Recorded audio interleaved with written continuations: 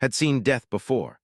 As a warrior, he had witnessed the fall of entire star systems, watched civilizations crumble under the weight of superior firepower, and participated in campaigns that left entire sectors of space barren and lifeless.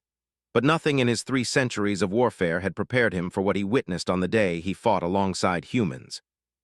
The morning had started like any other aboard the Coalition battlecruiser Eternal Vigilance. Was polishing his plasma rifle when the alarm klaxons began their haunting wail. The ship shuddered violently, throwing him against the bulkhead. Emergency lights bathed the corridors in crimson as he rushed toward the bridge, his 4 legs carrying him swiftly through the chaos. The bridge was a hurricane of activity. Captain, the human commander, stood at the center of it all, his calm demeanor a stark contrast to the panic radiating from the other species present. Had always found humans peculiar. They were small, fragile-looking creatures with only 2 legs and no natural armor. They were laughably short by galactic standards, and they had only recently joined the Coalition. Yet somehow, they had earned positions of authority that other species had spent trying to achieve. "Report," Captain's voice cut through the noise like a blade. "Multiple contacts dropping out of hyperspace," announced Lieutenant, a crystalline whose voice chimed like breaking glass. "Death Fleet, flagship and 12 heavy cruisers." Felt his blood turn to ice. They were the Coalition's greatest enemy, a race of beings that consumed entire worlds not for sustenance, but for the pure joy of destruction. Their technology was ancient and terrible, their ships capable of reducing planets to cosmic dust. A death fleet of this size could sterilize an entire system. "Distance?" asked, his tone unchanged. "Closing fast, weapons range in 14 minutes. Evacuation status of the colonies?" "Incomplete, sir. The civilian transports won't clear the system for another hour." Watched as something shifted in the human captain's expression. It wasn't fear or desperation. It was something far more dangerous: calculation. The human was doing mathematics, weighing variables that would determine the fate of millions of innocent beings. "All hands, this is the captain's voice echoed throughout the ship. "We're going to buy those transports the time they need. Every ship in this fleet is going to give everything they have. Helm, plot an intercept course, maximum burn." The ship lurched forward with such violence that several crew members stumbled. Gripped his weapons console, feeling the deck plating vibrate beneath his feet as the engines pushed beyond their safety limits. He could see the other Coalition ships following suit, 3 destroyers and a heavy cruiser, all that remained of what had once been a proud defense fleet. "Sir," Communications Officer L's tentacles quivered with barely contained terror. "The flagship is that's Warlord's personal command ship." A collective shudder ran through the bridge crew. Was a legend of destruction, responsible for the obliteration of the colonies and the massacre at Vega Station. His ship mounted weapons that could crack moons and shields that had never been breached. Nodded slowly, "Then we'll have the honor of being the first." What happened next would replay in his memory for the rest of his very long life. Instead of ordering the retreat that any sane commander would have chosen, Captain began issuing a series of commands that all conventional military wisdom. "Commander," the human turned to him, "I want you to lead boarding parties to the other ships in our fleet. Tell their captains that we're going to coordinate something they have never seen before." "What exactly are we coordinating, Captain?" "Synchronized ramming attacks." The bridge fell silent except for the hum of machinery. Even the ship's AI seemed to pause in its calculations, stared at the human in disbelief. Ramming attacks were the desperate last resort of defeated ships, not a battle strategy. "Sir," he managed, "our ships don't have the mass to seriously damage heavy cruisers, much less their flagship." "No," agreed, "but they have enough mass to throw off their defensive formations. Every ship we ram is one less ship shooting at the evacuation transports. Navigation, I need precise calculations on the fleet's approach vector." As the tactical display updated, began to understand the human's plan. It wasn't about winning the battle, it was about buying time through sacrifice. But the mathematics were brutal. 5 ships against 13 with no chance of survival. "Captain," he said quietly, "this plan requires our deaths." "Yes, it does," replied without hesitation. "The question is whether we die for something worthwhile." Felt something stir in his chest that he had never experienced before. Among death in battle was considered honorable, but it was always in service of victory or conquest. This was different. This was choosing death to protect beings they had never met, would never meet, and who might not even know their names. The next few minutes blurred together as shuttled between ships, delivering the captain's orders. The reactions were varied but telling. The crystalline captain of the harmonic resonance accepted immediately, his faceted form chiming with something that might have been approval. The Aquarian crew of the destroyer Deep Current required more convincing, their collective consciousness struggling with the concept of individual sacrifice. But it was the response of Captain Singh aboard the destroyer Mumbai's Pride that surprised him most. Singh was human-like, and when explained the plan, the man simply nodded. "About time we showed these monsters what humans do when you threaten our friends," Singh said, his accent thick with an emotion couldn't identify. When returned to the Eternal Vigilance, the fleet had closed to within visual range. The ships were massive, angular things that seemed to devour light itself. The flagship dwarfed even the largest coalition vessel, its hull bristling with weapons that could level continents. "Fleet is hailing us," reported communications. On screen, Warlord's image filled a nightmare of chitin and malevolence. When he spoke, his voice carried the weight of worlds ground to dust. "Coalition fleet, you will surrender immediately or be destroyed. Your evacuation transports will be allowed to depart if you submit now." Captain stepped forward and watched as the human's expression hardened into something that made the warrior's spine tingle. "Warlord, this is Captain James of the Coalition vessel Eternal Vigilance. I have a counter-proposal. Go to hell." The communication cut, and for a moment the bridge was absolutely silent, then turned to his crew. "All ships execute ramming protocols. Give them everything we have." What followed was unlike anything in its experience of warfare. The coalition ships didn't attempt to maintain formation or fight conventionally. They simply accelerated toward the fleet with reckless abandon, weapons firing continuously even as they closed to point-blank range. The destroyer Deep Current was the first to make contact, its reinforced prow slamming into the side of a heavy cruiser. The explosion was visible across the entire battlefield, a brief star that consumed both ships. But the ramming attack had done more than destroy two vessels. It had forced the formation to break apart to avoid collisions. "Harmonic resonance is away," reported the tactical officer as the crystalline ship carved through space toward another target. Captain watched impassively as the second ramming attack connected, this time taking out a destroyer in a cascade of crystalline fire. "Sir," found himself saying, "I've served with many species, fought alongside warriors from across the galaxy, but I've never seen anything like this. Humans choose death so easily when it serves others." Glanced at him, and for a moment the captain's professional mask slipped. "We don't choose death, Commander. We choose what matters more than life."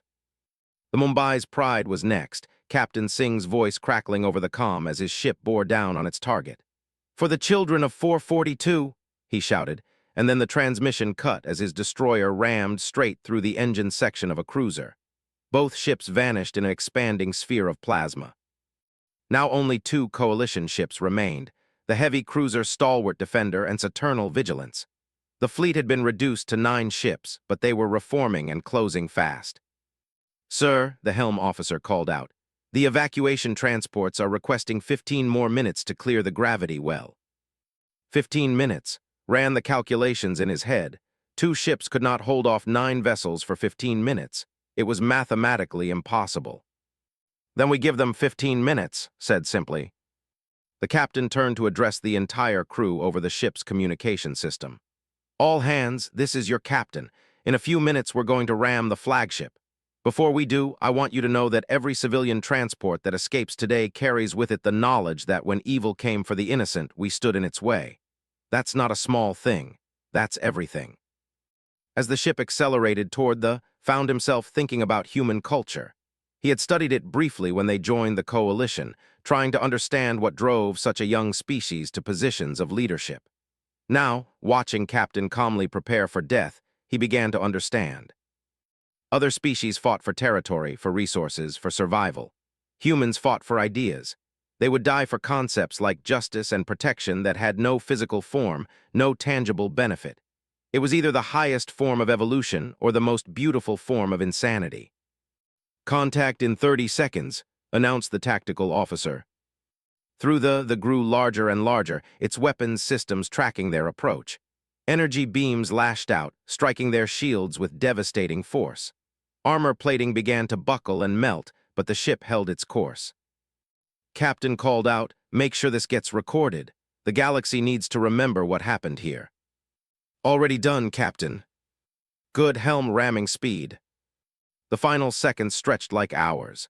Watched as the human crew worked their stations with calm precision, knowing they were about to die but maintaining their duties to the very end. No panic, no despair, just absolute dedication to their purpose. But then something impossible happened. The heavy cruiser stalwart defender, which had been flanking the formation, suddenly changed course. Instead of ramming a smaller target, Captain, a usually cautious hegemony officer, aimed his ship directly at this command tower. Stalwart defender called out, "What are you doing?" His voice came through clearly, "Learning from humans, Captain." Both coalition ships struck the massive flagship simultaneously. The stalwart defender punched through the command section while the eternal vigilance tore into the ship's main reactor. For a moment, they seemed to absorb the impacts like a vast predator swallowing prey. Then it exploded. Remembered floating in space, his emergency suit keeping him alive as debris from 3 ships rained around him. The remaining vessels had retreated, their formation shattered, and their leader dead. In the distance, he could see the last of the evacuation transports disappearing into hyperspace. The rescue ships found him 6 hours later, along with 3 other survivors from the battle. When they asked him what had happened, struggled to find words that would convey not just the facts, but the significance of what he had witnessed. Later, safely aboard a coalition hospital ship, he began to understand why humans had risen so quickly in galactic society. It wasn't their technology or their numbers or their tactical brilliance. It was their willingness to sacrifice everything for strangers, to choose certain death over the possibility that innocence might suffer. As he began to record his official report, realized that he had witnessed something that would change the galaxy forever. The other species had always viewed humans as useful allies, clever, adaptable, and surprisingly effective in combat. But they had fundamentally misunderstood what they were dealing with. Humans weren't just another warrior species. They were something far more dangerous, a species that could inspire others to transcend their own nature. Captain's decision to ram the flagship instead of a smaller target hadn't been a hegemony tactical choice. It had been a human choice, made by someone who had learned that some things were worth dying for. The implications were staggering. If humans could inspire this kind of transformation in other species, if their philosophy of sacrifice could spread throughout the galaxy, then everything would change. The careful balance of power, the calculated conflicts, the cold mathematics of survival, all of it would be swept away by beings willing to die for abstract concepts like justice and protection. As his report included a personal note that he knew would circulate through intelligence networks across the galaxy. "Today I learned why even gods should fear humans, not because of what they can destroy, but because of what they can inspire others to become." The Battle of 442 had saved 70,000 civilian lives, but more importantly, it had planted a seed that would grow into something that would reshape the very nature of galactic civilization. Other species began to ask themselves uncomfortable questions. What would we die for? What matters more than survival? What does it mean to be truly alive? The answers they found would terrify those in power and inspire those who had never dared to hope for something better than mere existence. 3 months after the Battle of, found himself aboard the coalition research vessel Prometheus. The irony of the ship's name wasn't lost on him, named after the human mythological figure who stole fire from the gods to give to mortals. As he walked through the corridors, he couldn't help but notice how the crew composition had changed since that fateful day. Where once species tended to cluster in separate departments based on their biological advantages, now he saw mixed teams working together with an intensity he had never witnessed before. Crystalline engineers collaborated with human physicists, their mathematical minds combining with human intuition to solve problems that had stymied researchers for decades. Aquarian biospecialists shared workspace with tacticians, their collective consciousness melding with individual warrior instincts to develop new combat doctrines. But it was the changes in individual behavior that truly amazed him.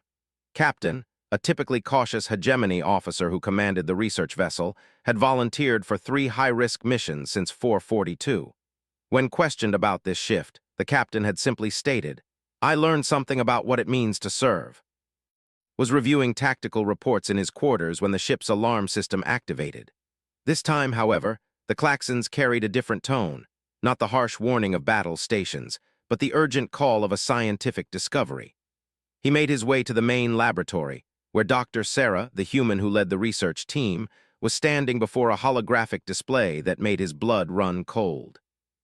The display showed a star system he didn't recognize, but the readings were unmistakable.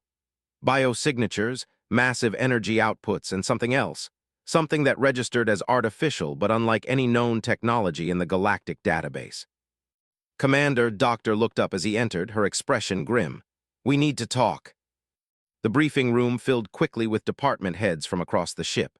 Doctor activated the central hologram, and the alien star system materialized before them in 3 dimensions. The primary star was a red giant, dying and unstable. Around it orbited 7 planets, but only one showed signs of activity. "This is the system," Doctor began, "approximately 47 light-years from the nearest inhabited world. Our deep space monitoring array detected unusual energy signatures here 3 days ago. What we found defies everything we know about behavior." She manipulated the display, zooming in on the active planet. The surface was a nightmare landscape of twisted metal and organic growth, but scattered across the continents were structures that immediately recognized as prisons. "They have established what can only be described as collection camps," Doctor continued. "Our scans indicate approximately 15 million sentient beings from dozens of species, all held in conditions that suggest they're being preserved rather than prepared for execution." Captain's mandibles clicked nervously. "Preserved for what purpose?" "That's where it gets interesting." The image shifted to show massive construction projects scattered across the planet's surface. "They're building something, multiple somethings actually, structures that our computers can't categorize because they don't match any known architectural patterns." Lieutenant Commander Al, the ship's Aquarian science officer, spoke up from his mobility tank. "The energy readings suggest these structures are designed to channel and focus massive amounts of power, but toward what end?" Doctor's expression darkened. "We think they're weapons, but not weapons designed to destroy planets or fleets.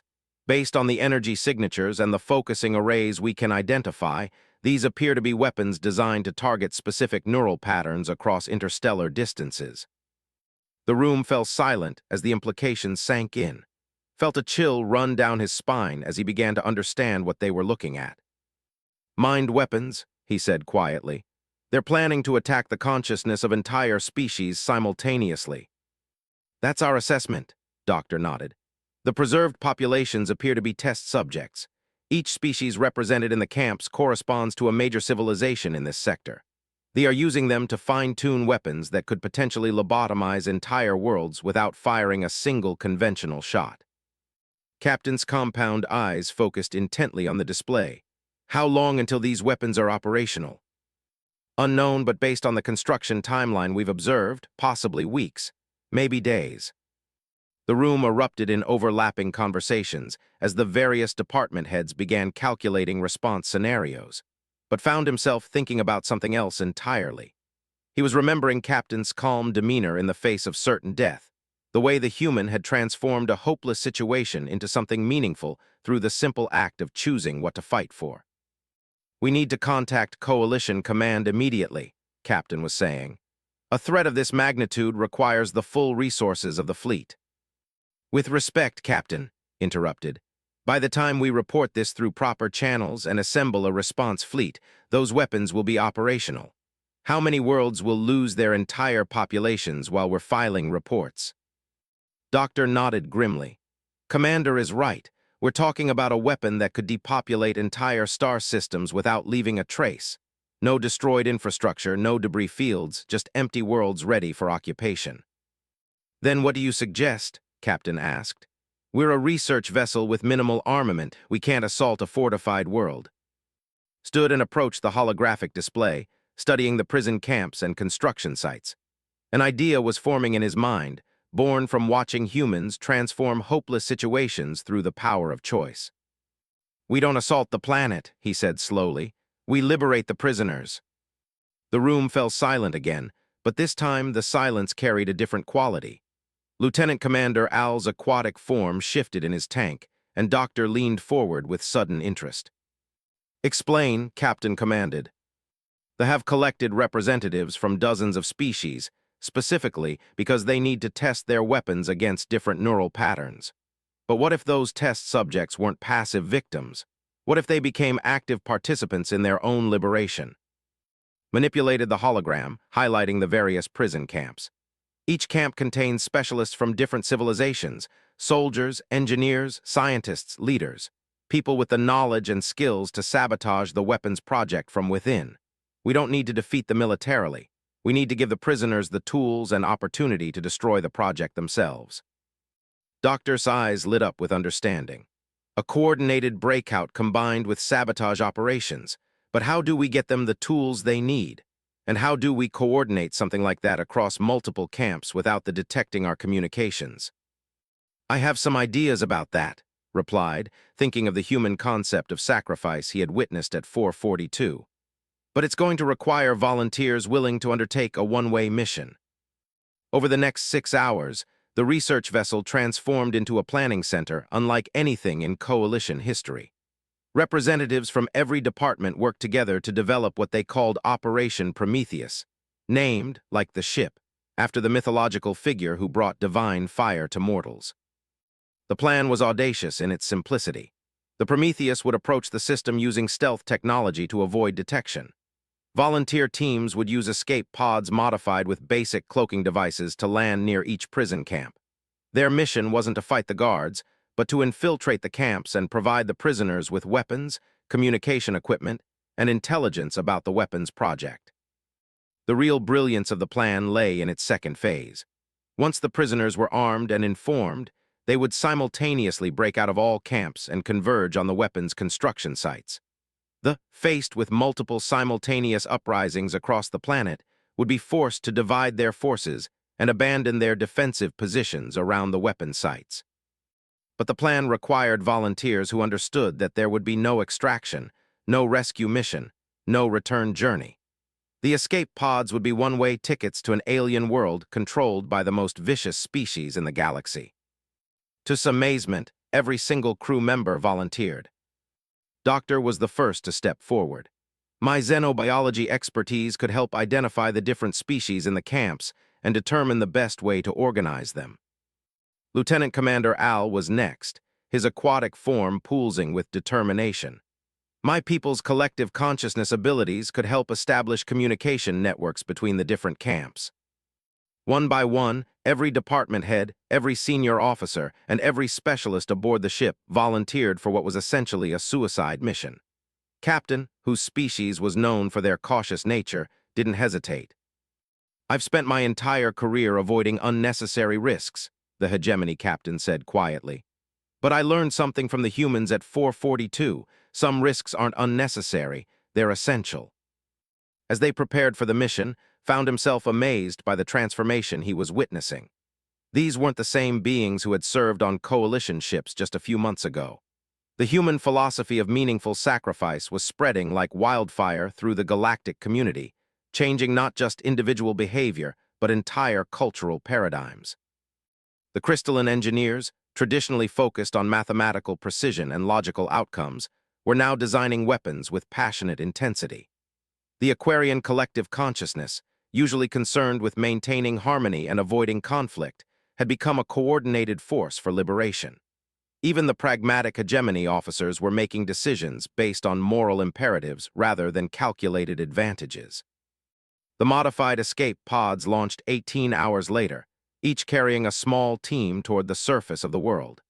Commanded the team assigned to the largest prison camp, where their scans had detected nearly 3 million prisoners representing 47 different species. As his pod descended through the planet's toxic atmosphere, he thought about the message he had recorded for Coalition Command, a message that wouldn't be transmitted until after the operation was complete. In it, he had tried to explain what they were attempting and why. "We go to our deaths not because we have no choice," he had said into the recorder, "but because we have learned from humans that having a choice makes all the difference. Today, 15 million prisoners will be offered the choice to fight for their freedom. Today, we choose to give them that opportunity, regardless of the cost to ourselves." The pod touched down in a crater 2 kilometers from the prison camp. Through his helmet display, could see the massive structure rising from the alien landscape like a metallic cancer. Guard towers topped with plasma cannons surrounded the complex, and patrol ships moved in predictable patterns overhead. But between those patrols were gaps, brief moments when a small team could move undetected. As he checked his equipment one final time, felt a strange sensation that took him a moment to identify. It was peace. For the first time in his 3 centuries of warfare, he was fighting for something that transcended victory or survival. He was fighting for the idea that all sentient beings deserved the right to choose their own fate. The infiltration began at sunset, when the dying red giant cast long shadows across the prison complex. His team moved through these shadows like ghosts, their advanced equipment masking their life signs from sensors. Behind them, similar teams were approaching the other camps across the planet. In 6 hours, 15 million prisoners would learn that they had allies willing to die for their freedom.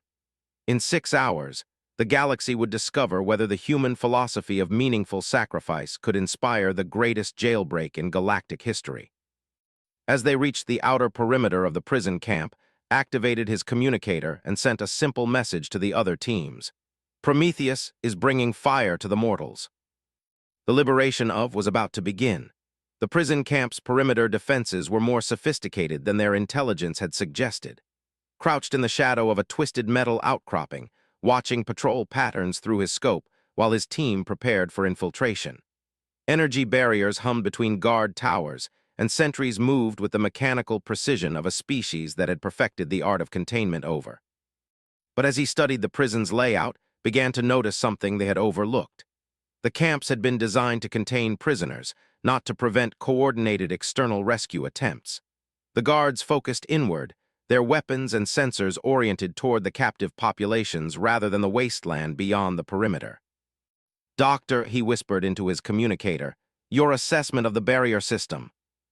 The human's voice crackled through the static. "Standard containment field designed to prevent organic matter from passing through, but it's calibrated for preventing escape, not infiltration. I can modify our equipment to mask our biosignatures temporarily."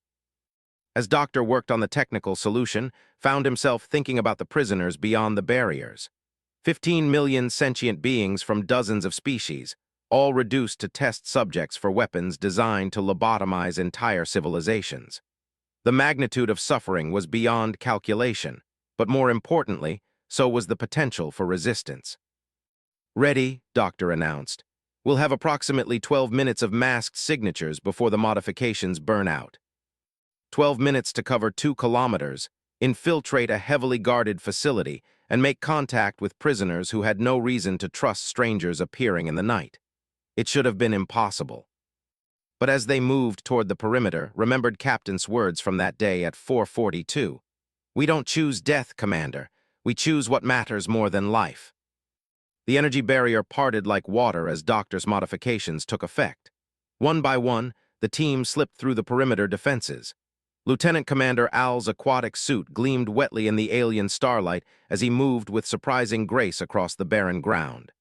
Behind them came the other specialists, engineers, tacticians, and communications experts from across the coalition species. The first challenge came sooner than expected. A patrol unit rounded the corner of a guard tower just as the team was crossing an open area. For a moment that stretched like eternity, predator and prey stared at each other across the alien landscape. Then Doctor did something that would be remembered in military academies for centuries to come. Instead of diving for cover or opening fire, she stepped forward with her hands visible and spoke in perfect trade language. "Inspection team from the primary laboratory. We're conducting surprise evaluations of specimen containment protocols." The guard's chitinous head tilted in confusion. In their rigid hierarchy, questioning orders from higher authority was unthinkable. Doctor had gambled that their inflexibility could be turned against them. "Which specimens require evaluation?" the guard asked in halting trade language. Cognitive resistance in the mixed species holding areas. High Command suspects some subjects are developing immunity to the neural conditioning. It was a masterful improvisation. Doctor was using this own project against them, creating a plausible reason for strangers to be examining prisoners. The guard's compound eyes flickered with what might have been concern. This unit was not informed of any inspection schedule. Hence the term surprise evaluation, Doctor replied with the kind of bureaucratic authority that transcended species. Your unit's reaction to unscheduled inspections will be included in our report to Warlord. The mention of the dead Warlord caused visible confusion in the guards. News of his death clearly hadn't reached this remote facility. Doctor pressed her advantage. Time is a factor in our evaluation. Please escort us to the nearest specimen holding area immediately. What followed was perhaps the most surreal infiltration in military history. The guards, paralyzed by their own rigid command structure, actually escorted the coalition team directly into the heart of the prison complex. As they walked through corridors lined with containment cells, glimpsed the faces of countless prisoners, beings from across the galaxy who had given up hope of ever seeing their home worlds again. The holding area they were led to contained approximately 10,000 prisoners representing 12 different species. The conditions were horrific but efficient. They had created an environment that kept their subjects alive and mentally intact while making resistance seem futile. These specimens show the highest cognitive resistance to neural mapping procedures, the guard captain explained as they entered the vast chamber. Perhaps your inspection team can determine why standard conditioning protocols have proven ineffective. Doctor nodded gravely. We'll need to conduct private interviews with selected specimens. Please arrange for your security teams to maintain perimeter watch while we work. The guards to the chamber's exits, leaving the coalition team alone with 10,000 prisoners. For a moment, nobody moved, then stepped forward and addressed the crowd in Galactic Common. My name is Commander of the Coalition Defense Force. We're here to offer you a choice. The reaction was immediate and chaotic. Some prisoners surged forward, desperate for any contact with the outside galaxy.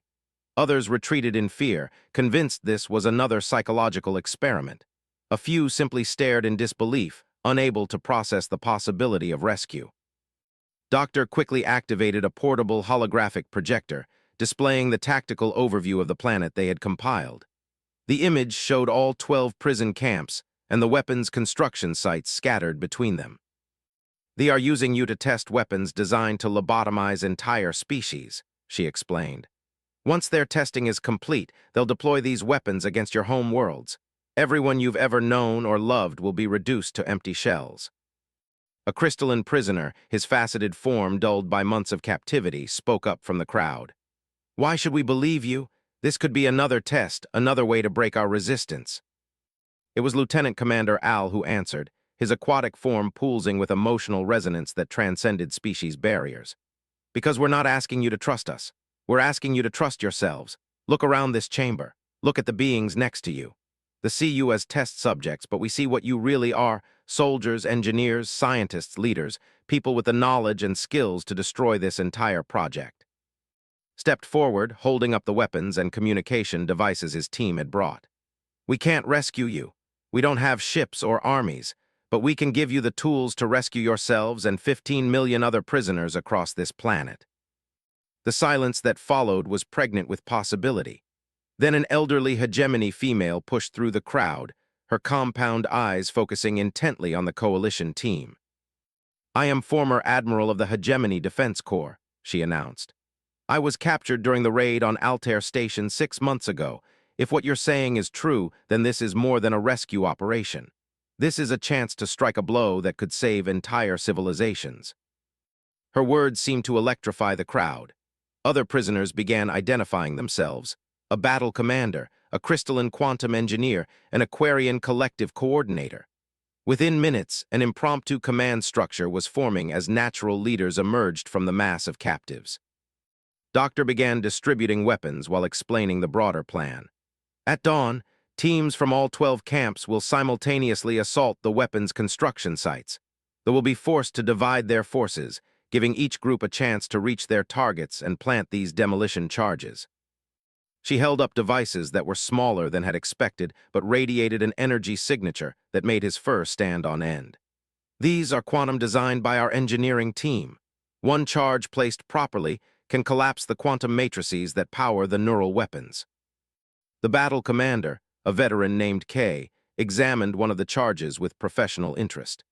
How do we coordinate simultaneous attacks across 12 camps without alerting command to our communications? Lieutenant Commander Al's response was elegant in its simplicity. We use their own schedule against them. Every day at dawn, they conduct what they call specimen evaluation. They remove prisoners for neural testing. We break out during that chaos, using the confusion to mask our communications until it's too late for them to coordinate a response. Former Admiral nodded approvingly. Brilliant, but what about extraction? Even if we destroy the weapons, we'll still be stranded on a hostile world. Felt the weight of truth settle on his shoulders. This was the moment he had been dreading, the moment when he had to explain that there was no extraction plan, no rescue fleet waiting in hyperspace, no happy ending for the heroes of this story. There is no extraction, he said simply. Our ship will broadcast the success or failure of this mission to Coalition Command, but we don't have the resources to evacuate 15 million beings from a controlled world. The chamber fell silent again, but this time the silence carried a different quality. It wasn't the silence of despair or fear. It was the silence of beings making calculations, weighing options, choosing what they were willing to die for. It was former Admiral who spoke first. So we're not just choosing to fight, we're choosing to die fighting. Yes, replied, but we're choosing what our deaths accomplish. If we succeed, the neural weapons project dies with us. Entire civilizations remain free. If we fail, those civilizations fall to weapons that turn their own minds against them. The crystalline engineer stepped forward, his faceted form beginning to glow with the internal light that indicated deep mathematical calculation. I've been working in their laboratories for months. I know the weapon configurations, the power sources, the quantum matrices. With proper placement, 12 charges could create a cascading failure that destroys not just the weapons, but the entire research database. I know their security protocols, added the Aquarian Collective Coordinator. My people processed their communication networks while they thought we were catatonic from isolation. I can time our attacks to maximize confusion in their command structure. One by one, each prisoner with relevant expertise stepped forward to contribute to the plan. What emerged was more than a simple sabotage operation. It was a coordinated strike designed by the galaxy's best minds, using intimate knowledge of technology and psychology gained through months of captivity. As dawn approached, the prisoners organized themselves into assault teams with military precision. Former Admiral assumed overall command, coordinating with similar leadership groups in the other camps through the communication network Lieutenant Commander Al had established. But it was the moment just before the attack began that would remember most clearly. Doctor approached him as the first light of the dying red giant began to illuminate the prison complex. Commander, she said quietly, I want you to know that serving with you has been an honor. What we're about to do, this isn't just human philosophy anymore. You've all made it your own. Felt something stir in his chest that he was only beginning to understand. It was pride, but not the pride of victory or conquest. It was the pride of choosing to stand for something greater than himself, something that would outlive his physical existence. Doctor, he replied, 3 months ago I thought humans were simply another warrior species. Now I understand that you're something far more dangerous, you're teachers. You've taught us that there are things worth dying for, and more importantly, things worth living up to. The alarm klaxons began to wail as they discovered the missing guards. Across the planet, 15 million prisoners were rising in coordinated rebellion, armed with weapons and knowledge provided by beings who had chosen to die so others might live free. As led his assault team toward the nearest weapons facility, he activated his personal recorder one final time. This is Commander of the Coalition Defense Force. Today, we complete the lesson that began at 442. Today, we prove that the human philosophy of meaningful sacrifice can inspire any species to transcend their limitations. Today, we choose what our deaths accomplish. The battle for the soul of galactic civilization was about to reach its climax, and for the first time in his long life, was absolutely certain he was fighting on the right side.